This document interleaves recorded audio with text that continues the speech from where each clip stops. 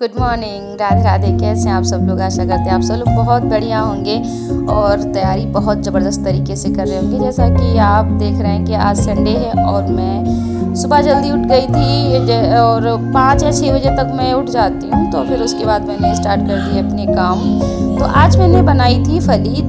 और फली हमारे यहाँ तो इसको फली कहते हैं और आप क्या कुछ और कहते होंगे तो इसका पता नहीं मुझे, लेकिन हाँ हमारे यहाँ इसको फली कहते हैं। अलग अलग जगह पर इसके अलग अलग नाम हैं। और उसके बाद मैंने अपनी साफ़ सफाई की और फिर उसके बाद मैं आ गई किचन में। किचन में मैंने साफ़ की और फिर फ्रिज साफ़ की। आज संडे था तो थोड़ा सफाई का काम ज़्यादा हो गया क्योंकि मैं थोड़ा फ्री थी और बच्चे जाते हैं तो बहुत ज़्यादा व्यस्तता हो जाती है, सवेरे बहुत ज़्यादा काम हो जाता है तो इतना नहीं हो पाता है। आज हमने सोचा कि जल्दी जल्दी अपना कर लेते हैं। तो फ्रिज भी हमारी गंदी हो गई थी, सारी सब्ज़ी मैंने बाहर निकाल के उसको साफ़ किया और अपना जल्दी जल्दी झाड़ू पोछा करने के बाद फिर मैं चली गई शावर लेने। फिर अभी आ करके अपना थोड़ा सा बिंदी वंदी लगाने के बाद जो है कि मैं फिर उसके बाद मैं जब एकदम फ्री हो गई तो बच्चों को भेज दिया उनकी अम्मा जी के पास। तो वो सब बच्चे नीचे चले गए, अपना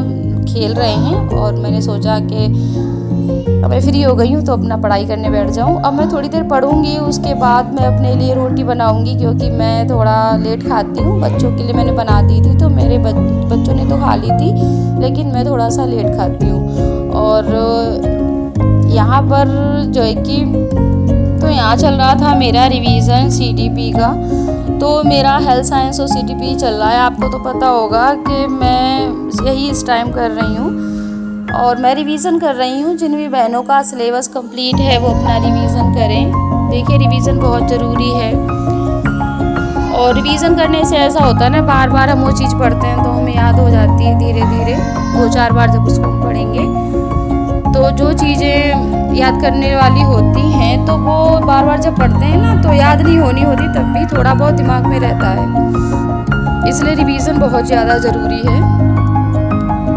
तो मैं पढ़ रही थी आज सिगमंड फ्रायड का मनोविश्लेषणात्मक सिद्धांत। तो इसी के बारे में आज मैं देख रही थी और 3-4 टॉपिक मैं रखती हूँ कि मैं डेली रिवीज़न कर सकूँ इनका, और मेरी कोशिश रहती है उन्हें कंप्लीट करूँ। और नाइट में अपना मैं जीएस पढ़ लेती हूँ थोड़ा बहुत, और दिन में यही प्रयास रहता है कि मैं अपना सब्जेक्ट पढूं। जो भी अपना 2-3 घंटे 4 घंटे जो भी समय मिलता है अपना हम यही कर रहे हैं। ऐसा मेरा कोई टाइम टेबल नहीं सेट है, टाइम टेबल मैंने अभी तक नहीं बनाया है क्योंकि टाइम टेबल बना लो उसे फॉलो नहीं कर पाओ तब भी ठीक नहीं है, इसलिए मैंने नहीं बनाया क्योंकि ये बच्चे टाइम के हिसाब से मुझे नहीं चलने देते हैं। तो इसलिए मेरा कभी 1 घंटा, कभी 2 घंटा, कभी 3 घंटा ये पढ़ाई चल रही है। और मैं प्रयास करूँगी कि मैं अपनी समय जो है कि बढ़ाऊँ पढ़ाई का, क्योंकि वैकेंसी हो सकता है बहुत जल्द आ जाए, तो इसलिए पढ़ाई बहुत ज़रूरी है। और मैं टाइम अपना ज़्यादा करूँगी पढ़ने का। नाइट में मैं प्रयास करूँगी कि मैं 10 या 12 बजे तक तो एटलीस्ट पढूँ। तो उधर सुबह भी जल्दी उठने का प्रयास करूँगी। तो बहुत जल्द मैं ये करने वाली हूँ। थोड़ा सा मैं अपनी दिनचर्या में परिवर्तन करूँगी क्योंकि दिन में थोड़ा सा शोरगुल ज़्यादा रहता है। आपने देखा होगा कि पीजीटी का जो वैकेंसी के जो पता चल रहा है कि कितने पद किस में आने हैं, तो ये क्लियर हो चुका है कि किस विषय में कितने पद आने हैं। होम साइंस में आपके 12 पद हैं। जो भी बहनें हमारी एलिजिबल हैं, जिनका भी एमए और बीएड है होम साइंस से, तो वो बहनें अपनी तैयारी करते रहें। और टीजीटी में भी उम्मीद है कि अच्छे पद आने चाहिए, लेकिन देखो क्या होता है। टीजीटी का भी कुछ क्लियर नहीं है कि होम साइंस में कितने पद आने हैं। और जो भी है अपना लेकिन तैयारी करते रहिए और उम्मीद है कि वैकेंसी बहुत जल्द आएगी। अच्छा सोचिए, सब कुछ अच्छा होगा। और ऐसा मत सोचो कि वैकेंसी नहीं आएगी और पता नहीं कब आनी है। हाँ ऐसा दिमाग में आता है, मेरे भी आता है, लेकिन फिर मैं थोड़ा सा सकारात्मक सोचती हूँ कि नहीं वैकेंसी आएगी आएगी। और लेकिन उसके वैकेंसी जब आए तब आए, लेकिन उससे पहले हमें अपनी तैयारी करनी पड़ेगी। तो आप लोग मेरा ब्लॉग देख ही रहे होंगे, तो इस तरीके से मैं अपने काम वगैरह अपने मैनेज करने के बाद अपनी पढ़ाई वढ़ाई करती हूँ। और चूँकि आज संडे है तो मैंने आज अपने काम बहुत जल्दी कर लिए थे क्योंकि आज काम इसलिए जल्दी हो गए क्योंकि बच्चों को तैयार नहीं करना था, तो इसलिए उनको स्कूल नहीं भेजना था, इसलिए मैंने जल्दी अपने काम अपने कंप्लीट कर लिए और अपने मैं पढ़ने बैठ गई।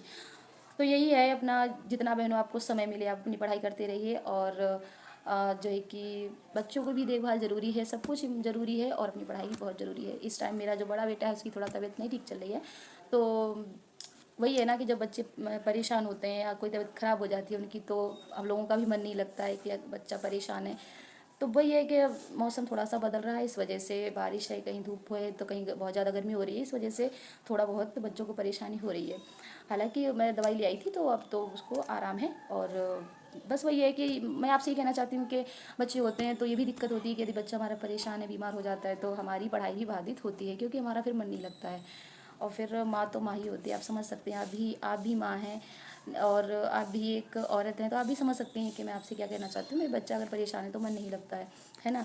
तो ये सबकी समस्या मेरी नहीं है, सबकी प्रॉब्लम है। और आप लोगों से बस ये कहना है कि पीजीटी का क्लियर हो चुका है, कितने पता नहीं, तो आप लोग अपनी तैयारी में लग जाइए। और जो है कि मैं तो अपनी टीजीटी का ही देख रही हूँ, बस मेरा रिवीजन चल रहा है, मैं अपना रिवीजन कर रही हूँ, और रिवीजन होने के बाद में प्रीवियस ईयर लगाऊंगी। लेकिन अभी मुझे रिवीजन करने में भी काफ़ी समय लगेगा, क्योंकि मैं एक एक ब्रांच के लिए काफ़ी टाइम अपना ले रही हूँ, ठीक है। तो मेरा यही चल रहा है, और मेरा प्रयास रहेगा कि आप तक मैं डेली ब्लॉग पहुँचाऊँ, और जो है कि मैं डेली आपसे जो है कि आप अपनी दिनचर्या आपको दिखा सकूं। और जो भी बहनें हमसे जुड़कर अपनी तैयारी करना चाहती हैं, होम साइंस की भी या किसी भी सब्जेक्ट की, और तो वो हमसे जुड़ें। और यदि आपको हमारा ब्लॉग अच्छा लगता है तो प्लीज़ कमेंट करें, लाइक करें। Thank you so much.